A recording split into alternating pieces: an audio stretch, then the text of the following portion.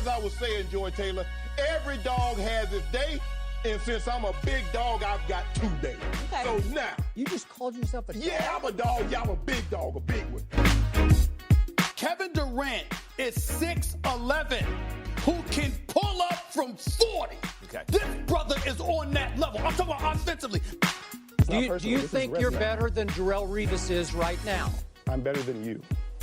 And we're live in the phone lines, ladies and gentlemen. Welcome back to another episode of the Low Down Podcast. I'm your host, Mark Brown. As always, I have a special guest on the show. His name is Vincent Frake from Sportsnot and Forbes. He's everything NFL, everything you need to know, a big-time insider. So I just wanted to say, Vincent, welcome to the show.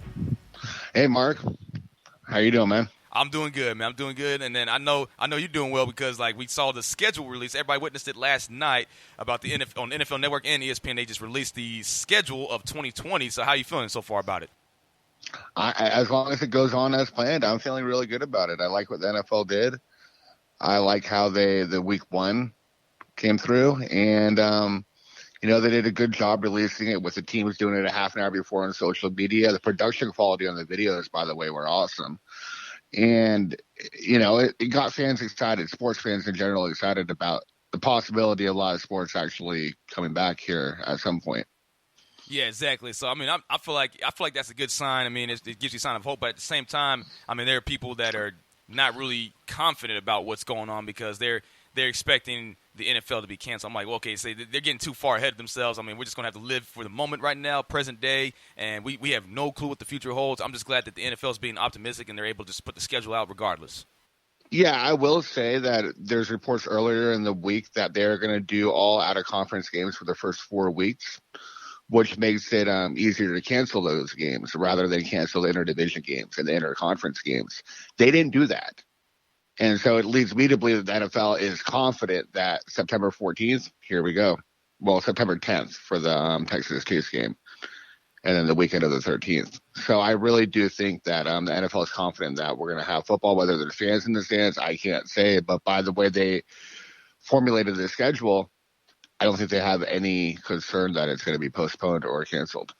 Yeah, that is a good sign because, I mean, once it's out, it's out. And plus, this is also professional football. So, I mean, we still don't have any updates on college football as of now. I'm pretty sure they're going to be following the same footsteps as the NFL, going ahead of time and starting their season because, I mean, a lot of schools are already leaked out that they already released that they're going to have in-person classes and, during the fall of 2020. So it seems pretty bright for college football as well. I mean, if you're going off of that. Oh, for sure. For sure. College football is more about if you can have the kids in attendance in the classrooms come the fall. If that's the possibility, then the games will be played. But the commissioners already said that if it's still remote education, they're not going to be hosting games. So, again, we're getting too far ahead of ourselves on that. Yeah, so when you look at the schedule and stuff like that, so what do you think of the Texans like going up against the Chiefs? I know this is very early, but like the Texans fans do have bad memories, especially from the Kansas City Chiefs, especially in the playoffs whenever they blew away a 24-zip lead, and by the time they started the second half. So I mean, how do you feel about that? And plus, there's no DeAndre Hopkins with the Texans either, so they're gonna have to find other ways to get the ball out to other players. I'm gonna say I think it was a troll job on the part of the NFL. Putting the Texans there after everything we saw, when it came to the DeAndre Hopkins trade. And obviously all the people that criticize Bob or Bill O'Brien for it. I mean, you're in Texas, right? Sure am. Yeah. So I know that Texas fans were not happy about the DeAndre Hopkins trade. And then you give Laramie Tunsil $22 million a year. I like the player, but that's a lot of money, man. After giving up 2 first-round picks for him, right? The whole thing here is Houston is downgraded its team. Period. I mean, you have to say that Brandon Cooks is nowhere near the level of DeAndre Hopkins. David Johnson is an upgrade over Carlos Hyde, I'd say, if he's healthy. But is he going to stay healthy? So they have no chance in Kansas City. The Chiefs are getting the Super Bowl rings. Thursday Night Football. If the fans are in attendance, Arrowhead's going to be rocking. So I honestly think that the NFL could have done a better job by scheduling another team against Kansas City for that game. Yeah, exactly. And then I noticed another thing is, I know this is a little bit off topic, but there was this thing, a tweet from today, and I saw that you tweeted out. You quoted the tweet too. I saw it on my TL where it says today in sports. It says every state's favorite NFL team based on the fans' hashtag using this. So I saw the state of Texas actually has the Texans, which really, really surprised me. I did not see that coming at all, and I'm surprised that Arizona and New Mexico don't like the Cardinals. I mean, despite what happened, they had really good draft picks. I mean, you got Isaiah Simmons, and they have DeAndre Hopkins. I mean, they should have a stacked offensive roster, and then to see that they favor the Packers over the Cardinals is ridiculous. And same with the Texans being favored in Texas, because me personally, I mean, I'm going to be biased. I'm not even a Texans fan at all, so I'm not even a Cowboys fan either. But I look at the state of Texas, and you would think it'd be the Cowboys because you go anywhere in the state, it's just Cowboy fans. Like the only time you see Texans fans are in the Houston area. That's it. Yeah, I mean, I have no idea. And again, it's based off hashtag usage, so it's not an exact science. With Arizona, the Packers make sense in that I thought the 49ers or the Raiders might be there, only because that's a transient population in Arizona. So you're going to have people from all around the country there. As you can see, Buffalo having 3 states right there, a little east of Nevada. Those are transient populations. So I could see Arizona. I have no idea what's going on with Texas. I mean, it's obviously Dallas, America's team. I grew up, my mom rooting for the Cowboys, me rooting for the 49ers now. Imagine that one. Cowboys fans listening to this will be like, wait, how did that happen? How did that work out? But, I mean, Dallas travels everywhere, the Cowboys. So I'm surprised that they're not number one obviously in Texas. Yeah, I don't see Cowboys anywhere on this map. I don't see anything Cowboys related. No. Not at all. Maybe the people are too old. They don't know how to use Twitter or social media. I'm kidding. But yeah, I mean, now Oklahoma makes sense for the Chiefs because, I mean, I used to live in Oklahoma, and then there's Kansas City Chiefs fans everywhere in Oklahoma. That makes sense. That whole middle part of the country is Kansas City, which is interesting to me. Yes, well, I mean, maybe because they're, reigning Super Bowl champs, so that makes sense. Yeah, for sure.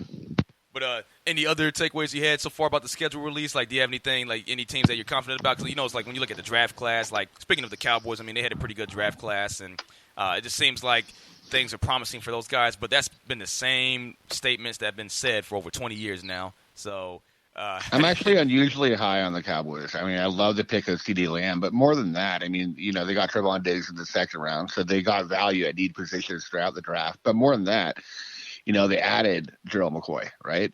Yep. They added who's the other one they added? Dontari Poe, right? HaHa Clinton-Dix to the defense. So they have the veterans that they needed on defense to go with DeMarcus Lawrence, right? And Jalen Smith and Van Der Esch and that. So I'm really high on the Cowboys. I did think that the NFL made a mistake by not scheduling the 49ers and Cowboys on Thanksgiving. Yeah, I was surprised about that, too. And I saw that the Texans will be playing the Lions on Thanksgiving. That should be pretty interesting, too. I mean, because, given that, I mean, the Lions no longer have Darius Slay, and, as one of their corners. I mean, he's with Philadelphia now. So it should be a pretty interesting game between them two. I feel like it'd be – I mean, that's way too far ahead of time, but I'm just going off of what's been happening for both teams. I feel like it'd be close – be pretty close. But the Redskins-Cowboys, okay, the 20th, 25, 30 times it's now happened on Thanksgiving. Maybe it's switch it up. The 49ers and Cowboys had not played since, 1972 on Thanksgiving. They're two big-time rivals, as some of the older Cowboy fans listening to the show would know. And Dallas, I think, is one of the top 3 teams in the NFC right now.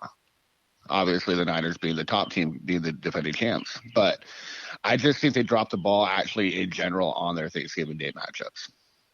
Yeah, but again, you have the Lions. You're kind of handcuffed. You have to play the Lions, and okay. Yeah, that makes sense. And then when you look at the NFC East, because the NFC East was pretty weak this past season. I mean, you had the Cowboys just fumble away a season with the 8-8 record, and the Eagles were able to manage to get over that hump and go to the playoffs. And despite that, they had several injuries. They weren't even a fully healthy team. So it's like when you look at the NFC East now, I mean, things could be different. I mean, Washington got a big pick. You got the first round, second overall pick in Chase Young, and I mean, it just seems like the Redskins could be ready to go. And plus, new coaches too. And they got Ron Rivera, new coaching staff. So same with the Cowboys, Mike McCarthy. So things could be a little bit different this year with the NFC East. And you see Jalen Hurts going to Philadelphia, be a good backup with Carson Wentz just in case something were to go wrong. So I mean, how do you feel about the NFC East in general? I think the Cowboys are odds-on favorites. Philadelphia, they did well to get Darius Slay from Detroit. I like the Nickel Roby-Coleman signing from the Rams. I really do. The draft, I don't get it. Jalen Reagor in the first round, that was a reach when you had Justin Jefferson and other players on the board. I didn't get that at all. Brandon Ayuk was on the board too. Jalen Hurts, round 2. Backup quarterback, you have an injury-plagued starter, but you're paying him historical money when you signed him to the extension last year. So now you're exhausting a second-round pick because you're not fully sold on his health. I think Philadelphia might have gone better, but I don't think that it's going to show necessarily a lot this coming season. The team I would watch out for would be the Giants. I like what they did in free agency and in the draft, getting that offensive tackle. Obviously, Andrew Thomas for Daniel Jones. He played extremely well last season. They had one of the best running backs in the game in Saquon Barkley. And they've improved their defense. Whether they overpaid for, let's say, Bradbury from Carolina, they still got a number 1 type cornerback in that. So I would probably put Dallas, Philly, New York, then Washington. I'm not sold on Dwayne Haskins. Yeah, me either. I mean, that's another thing. Like, Dwayne Haskins doesn't really seem too promising. And plus, like, you have Kyle Allen also battling him for the starting job, so we'll see how that goes. Yeah, Kyle Allen hit it by storm in the first, 3 or 4 games last year, but then starting with a Niner blowout loss, and then the 5 or 6 games after that, he looked way in over his head. So yeah, so like it looks like the Redskins might have some trouble with at the quarterback position. So yeah, unfortunately, right? Unfortunately for Redskins fans out there. But another NFC division that's been talked about that's probably going to be the highest, probably receive more traction than any other division within the NFC, and that's the NFC South. I mean, all 4 of those teams could be running for each other's money. I mean, everybody knows about Brady and Gronk in Tampa Bay, and then with Carolina, you got Teddy Bridgewater there taking over. In Atlanta, you got Matt Ryan working with Todd Gurley, Calvin Ridley, and you got obviously Julio Jones, one of the best receivers, if not the best receiver in the game. So and then the Saints too. I mean, that's going to be definitely a sight to see. I'm just really curious on how it'll pan out because I don't know. I don't know how I'm feeling about Tampa Bay. I mean, people are getting their hopes up because it kind of reminds me of. I mean, this could be a completely different analogy, but it kind of reminds me of last season during the summertime when the Browns were able to acquire Odell Beckham Jr. with Baker Mayfield. They had a decent backfield in Nick Chubb and Kareem Hunt, and then you have Jarvis Landry working with Odell Beckham Jr. former college teammates. Everybody seemed like that was going to be promising for them, but they end up having a losing record. So I don't know how I'm going to feel about Tampa Bay either. I'm looking at a bloodbath in that division, to be honest. I think that the winner of that division probably wins 10 games simply because they're going to be going up against each other a lot. They have to go up against, if I'm not mistaken, the AFC West, which is going to be improved with the Raiders being improved, and obviously you have the Broncos really improved, and then the defending Super Bowl champs. So I think the winner is going to win 10, 11 games. It's probably going to be New Orleans. You got Michael Thomas returning after a record-breaking season. You got Drew Brees, right? But I wouldn't discount Tampa Bay. Now, is Tom Brady the same quarterback he was 5 years ago? No. But you have to realize the Patriots had no talent on offense last season. The Buccaneers have 2 of the best. They pretty much have the best wide receiver tandem in the NFL in Godwin and Evans. They have not only Gronkowski at tight end, now they have Tyler Brate and O.J. Howard at tight end. They were promising young running back in Ronald Jones, who showed out last season. Pretty good offensive line. Issue there is they didn't really do much on defense, and that defense was historically bad last season. They sure were. So, how do you think they'll turn out? Because you think Tampa Bay do you think their defense will be able to pick up the slack for the offense? I think they'll be the one competing with New Orleans for the division. I think the team that does not win that division will not make the playoffs. It's just too much of a bloodbath. You don't have an easy game on the schedule in the division. And you technically don't have an easy game on the schedule when you're looking at the divisions they're playing in the NFC and in the AFC. So that's just going to be fun every week, but it's just going to be 10, 11 wins tops for the team that wins the division. And I noticed, for the NFC West, that's also going to be a tough division too. I mean, the Cardinals are new and improved, and the Rams can obviously, they can step up a little bit. They struggled this past season, and the 49ers who were actually in the Super Bowl. So I mean, you have and then the Seahawks. I mean, that's another team you can't really just shy over. So it seems like the NFC West will be very competitive too. It does. It's interesting. You entered last season as the Rams being the defending conference champions, and I think they're going to be last place in the division. I don't see them competing with San Francisco at the top of the division. Arizona, as you said, with DeAndre Hopkins, Isaiah Simmons from Clemson. first-round pick. They got a steal at a need position there. Obviously, they have Chandler Jones, Budda Baker, Patrick Peterson. Offense, they have Fitzgerald, Kirk returning, Kenny and Drake at running back, and then Kingsbury calling the plays. I think the biggest threat to San Francisco in that division would be Arizona at this point. I don't think it's Seattle. Russell Wilson is a human highlight reel, and he should have been considered for the MVP last year over Lamar Jackson for the simple reason if you watch a 2-game against the 49ers, Seattle should not have had a chance in either game. But he was so much better than Garoppolo in those 2 games that they almost won both, right? They won one in overtime in San Francisco, and they almost won Week 17 in Seattle with the division on the line. It's because their offensive line is horrible. They've downgraded on defense. I'm just not sold on Seattle maintaining, what we've seen the past decade under Carroll. So I would say it's Seattle and Los Angeles battling for last place, Arizona and San Francisco battling for first place. The interesting dynamic here is, the Niners, what did they start out 10-0 last year? Yep. They have pretty much the same type of schedule early on. They have Arizona at home, the Jets and the Giants on the road, Philly at home, Miami at home, the Rams at home, New England's a shell of its former self, as we know. So that's 7-0 right there, I think. Now, the second half of the schedule gets difficult, but how will the Cardinals react if they're 2 or 3 games behind the 49ers halfway through the season? They're a young team, right, with a young quarterback, a young head coach. So that's where it's going to get interesting is how the first half of the schedule plays out. Because if they're within shouting distance of the 49ers entering November, I think Arizona might have a chance to pull off the division. But either way, I think 2 teams at least are making it to the playoffs out of that OC West. Yeah, and another thing is, it's like the thing about Arizona, it's cool to be confident about them, but at the same time, I don't know if I can buy into Cliff Kingsbury because, he didn't really get the job done when he was at Texas Tech. So now knowing that he's moving to a whole different level, obviously you had those high-powered offenses that he used with the Big 12. He was coaching Patrick Mahomes for crying out loud, and now he's coaching Kyler Murray, who's a former Heisman Trophy winner. So when you see stuff like that, it could be done offensively, but I just can't really buy into it yet. Maybe it'll take some time for me to grow into Cliff Kingsbury's teachings and stuff like that. His play calling and all that good stuff, but it just doesn't seem promising with him, knowing that he didn't really get the job done completely in the collegiate level. So, and I don't know how his offense translates to the NFL either. That's a big thing. You have what I call generational play caller Sean McVay from the Rams. Obviously Andy Reid. For years now in Kansas City, Shanahan in San Francisco. You can go up and down the line, probably 5 or 6 different head coaches in the NFL. I don't put Kingsbury in that category with the play calling. Even Bill O'Brien in Houston. That's one of the reasons why I got the job, right?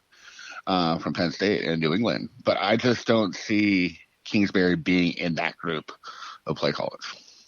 Yeah, I don't see that either. It take time for him, especially, and then you can talk about Pete Carroll, knowing that he went from the collegiate level, but yeah, he led his team to national. He led him to a national championship win back in 2005, and during the 2004 season, but it was in early 2005 when they played against Oklahoma and dusted those guys, and then the following year they lose to Texas. But Pete Carroll does have history being in with the collegiate level, and then he obviously has a Super Bowl win with the Seahawks too back in 2014. Well, the 2013 season and into 2014 when they defeated the Broncos. So it's they fell short a year after that to the Patriots by that. It's also easier.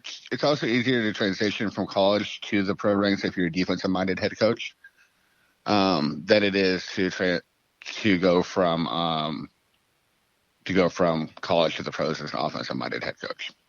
So I think that's the biggest issue for Kingsbury. Named the last head coach of the NFL that had success without any NFL experience on the offensive side of the ball going from college to the pros. Yeah, that's also doesn't happen. Yeah, defense again. It does with defense. We've seen that. Okay, I'd say Harbaugh would probably be the last one that had success, but he also had experience, at least as a positional coach at the NFL with Raiders. Kingsbury does not have that experience in the NFL at all. So he's bringing a college offense with a college-type quarterback to an NFL. And, yeah, they had initial success last season, but it's just going to be really hard, I think, making that transition stick. And, whenever I would have asked this too. So how do you think he'll match up against, when you look at Sean McVay, he's also a young coach. So how do you think Cliff Kingsbury can – how do you compare him to Sean McVay so far? Not high on him compared to McVay. Now, again, McVay was the same thing. McVay, the first couple of years in the NFL, his scheme was a little bit different, it was groundbreaking. It was caught up with last season, as we saw with Goff struggling, right? Gurley struggling in the backfield. I think the learning curve is going to be stronger for Kingsbury. And if you look at going up against the law, the 49ers defense coordinator, who is a head coaching candidate, you look at what Seattle has built with Pete Carroll, pretty much calling the shots on defense. In that division, the Rams without Wade Phillips, I don't know how that's going to work. But again, they have NFL minds on defense. And if you just continue in that NFC, Mike Nolan, Tom Shula in that defense with Dallas, Ron Rivera, Washington, it's not set up well for him to match wits with some of the best defensive minds in the NFL. But the talent is there, and he could prove us wrong. I just think that expected them to turn the corner and become Lamar Jackson and Baltimore Ravens and put up 35 points a game, I don't think that's in the cards. The good news for Arizona is they have a much improved defense, so they might not have to do that. And that's why I'm thinking they will be able to at least compete with San Francisco in the division. Yeah, that's a good take, actually, because, I'm just going to have to wait and see for that one. But, it is a good comparison. Cliff Kingsbury has some time. This will be his second season coaching, so we'll see what happens. Plus, he got a new improved offense right there, and you also got a big, huge steal, like you said, in Isaiah Simmons. So it should be quite interesting. It should be quite interesting to see how they panned out. But I know you're on a time crunch, so you got any other additional information that you'd like to add, just in case if I missed out on asking you about it? No, man, I'm good. Yeah, I got to get back to work and writing and grinding. You know how it goes. I hear you. But I appreciate you, man. I highly appreciate you coming on the show. That was a lot of fun, and hopefully I can get you on some more times in the near future. Hey, no problem, Mark. Whenever you need me on, just give me a holler.